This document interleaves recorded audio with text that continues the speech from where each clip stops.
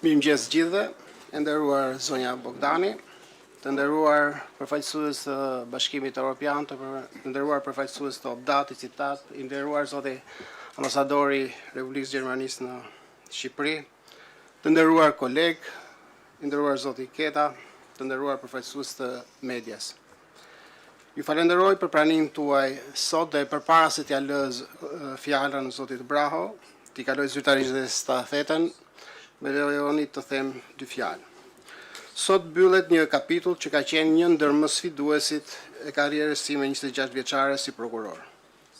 Drejtimi i prokurorisë së posaçme ka qenë një privilegj i madh, por edhe një përgjegjësi e jashtëzakonshme. Në rrugën tonë jemi ndeshur me vendime të vështira, sfida institucionale dhe presione të mëdha. Në çdo hap kemi punuar me integritet, profesionalizëm dhe vendosmëri.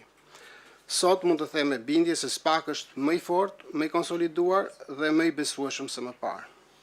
Këto arritje janë rezultati i punës së palodhur të gjithëve, prokurorëve, oficerëve të byros kombëtare të hetimit, hetuesve financiar, ekspertëve, stafit administrativ, kabinetit dhe të çdo punonjësi që ka kontribuar me ndeshmëri dhe kuraj. Dua t'ju falenderoj përzemërsisht për përkushtimin, integritetin dhe sakrificat tuaja. Gjithashtu dua të shpreh mirënjohjen time partnerëve tanë ndërkombëtar, të cilët kanë qenë krah nesh në çdo etapë, me mbështetje dhe ekspertizë të pakushtuar. Kontributi i tyre ka qenë i çmuar për forcimin e kapaciteteve institucionale dhe për ndërtimin e standardeve që kemi sot. Një falënderim i veçantë shkon edhe për publikun shqiptar. Besimi i tij ka qenë forca jonë më e madhe.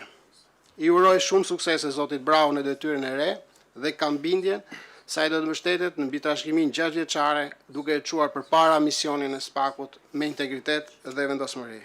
Faleminderit dhe suksese zotit Braho.